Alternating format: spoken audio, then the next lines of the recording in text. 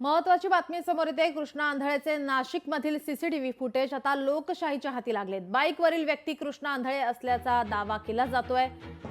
CCTV footage आता लोकशाही मराठीच्या हाती लागलेले आहेत। या सीसीटीव्ही फुटेजच्या आधारे आता पोलिसांकडून तपास सुरू झालाय। बाईकवरील व्यक्ती कृष्णा आंधळे असल्याचा प्रत्यक्षदर्शीकडून दावा केला जातोय।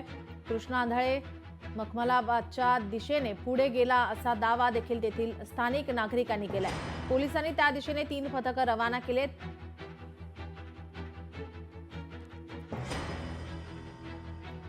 याचा आढावा घेतला आमचे प्रतिनिधी महेश महाल यांनी। पाहूया।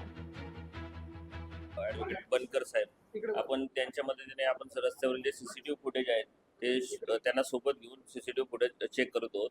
त्या ठिकाणी सुयोजित गार्डन आहेत, त्या गार्डनच्या या ठिकाणावरील आपण सीसीटीव्ही फुटेज बघितलं। 9:36 तो त्यांनी जी संशयित गाडी सांगितली त्या वर्णनाची आणि ते त्या ठिकाणावर जाताना दिसत आहेत।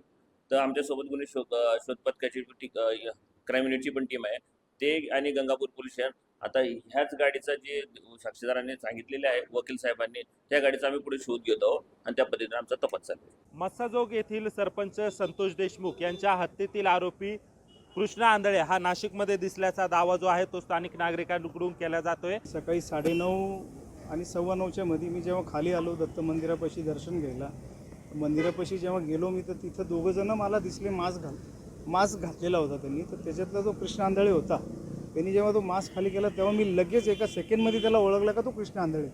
10,000% तो कृष्णा आंधळेच होता। अच्छा, हो। मग याच्या बाबतची माहिती आपण पोलिसांना कशी दिली? 9:42 मी फोन केला गंगापूर पोलीस स्टेशनला। माझं नाव, माझा नंबर हे मी पोलीस स्टेशनला दिलं। म्हटलं काही जे काही असेल, मला काही माहिती पाहिजे असेल तर मला त्वरित कॉल करून जी काही बाकीचे मंडळाचे जे काही अध्यक्ष होते आमचे सगळ्यांना तिथं बोलवलं आणि ती माहिती दिली आम्ही का इथं अशा गोष्टी ज्या काही घडल्या ते सांगितल्या पाहिजे सगळ्यांना। मोटरसायकल होती ब्लॅक कलरची आणि 2 जण होते ते। एक ब्लॅक पॅन्ट घातलेली होती, व्हाईट शर्ट होता आणि व्हॅनिला शर्ट आणि एक ब्राऊन पॅन्ट, अशी दोघांचं ते वर्णन होतं त्यांचं।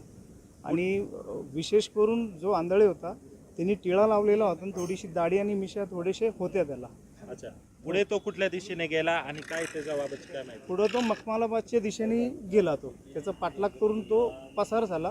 परंतु पोलिसांचा आता तपास चालू आहे। सगळी गंगापूर पोलीस स्टेशनचे सगळे आलेलेत लोक, जे काही सीसीटीव्ही फुटेज जे काय असेल ते आम्ही बघून काय त्याच्यात अजून निष्पन्न होईल ते आम्ही सांगूया त्यांना। रस्त्यावरील काम सीसीटीव्ही फुटेज बघण्याचे काम आमचं चालू आहे। वरिष्ठ पोलीस निरीक्षक श्री राजपूत साहेब आम्हाला तसं मार्गदर्शन करीत आहेत, त्या पद्धतीने पुढील तपास करू। महेश माले, लोकशाही मराठी, नाशिक। लोकशाही मराठी ऐका, पहा, जागरूक रहा।